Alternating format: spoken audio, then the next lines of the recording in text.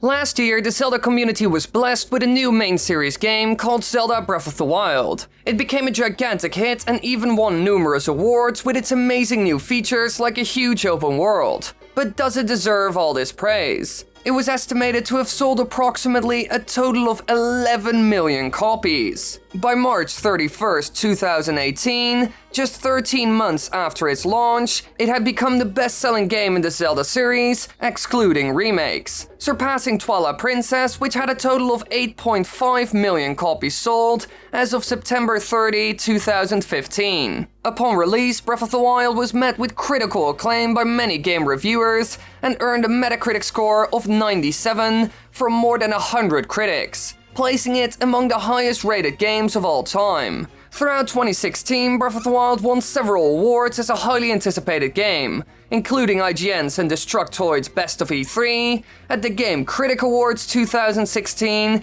and the Game Awards 2016. Following its release, Breath of the Wild received the title of Game of the Year from the Japan Game Awards 2017, the Golden Joystick Awards 2017, and a whole lot more. Clearly, it did amazing and was praised by thousands, no, millions of people all around the world. However, now it's time for us to look into this game to find out why people thought it was so good, and if they were right about this. When you hear people praise this game, there are a couple of things that are always mentioned. The open world, cooking, rune abilities and stuff tied to it, and the liveliness of the world itself. Let's start by looking at the first point. Here, The Legend of Zelda changed quite a lot, and left its old ways completely behind. From the very start, you can go anywhere. All you have to do is complete the Great Plateau in order to get all the required tools you need in the world itself. This doesn't take too long, luckily enough, and prepares you quite well for the rest of the game. When you're out of there, you can do whatever. Side quests, explore dungeons, find little camps and take them over, and more. You can basically do what you want. You even have all the abilities and tools needed to explore every nook and cranny of the world. Sure, you might have to prepare for some things here and there, like Death Mountain, but you can do that at any point. Nothing holds you back. Even the final boss can be defeated right away. There's no wall or person to stop you from doing anything. Personally, I love this feature of the game, and it's one of the only ones on the planet that is truly, completely open world. If even the final boss is accessible right away, then you know there's literally nothing stopping you. Even the first Zelda game, which was also open world, didn't give you this amount of freedom. So when it comes to this aspect of the game, it's certainly a solid 10 out of 10. Now for the next praised feature, the cooking. Yet again, something that plays a role in a lot of parts of the world. Throughout your adventure, you will find a ton of plants, bugs, fish, animals, and more that can be used to create meals with. They play a crucial role in the game, giving you certain buffs, more health, and just simply heal you. Without them, the game would be a lot harder and also extremely empty and dull.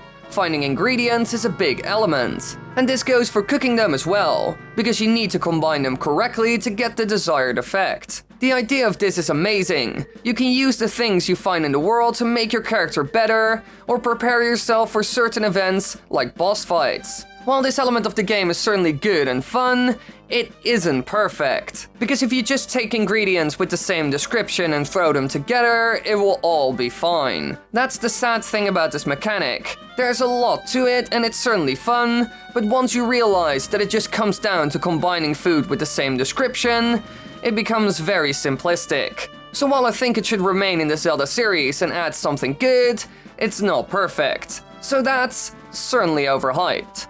Now for the famous rune abilities, the thing that delayed the game because it was so complicated. In the game, you basically get a tablet with magical powers like moving metal objects, charging them with energy to launch them, creating bombs out of thin air, and more. It is the magical device that plays a role in every aspect of the game, and especially puzzles and shrines. Now this is beyond amazing. Out of all the things they added in this game, the runes are certainly the best element. All the shrines that you encounter throughout the world all have fun, challenging and interesting puzzles in them. The great thing is you can solve all of these in your own way. There isn't just one answer and the runes give you so many options. Even if you see something odd in the world, you can try and use these powers to fix the problem at hand. One little flaw about this though, is that you always go for these powers straight away when you encounter something weird. However, this isn't too bad. bad. It just becomes second nature to use these abilities to solve problems. And since there's enough variety, it doesn't really get boring.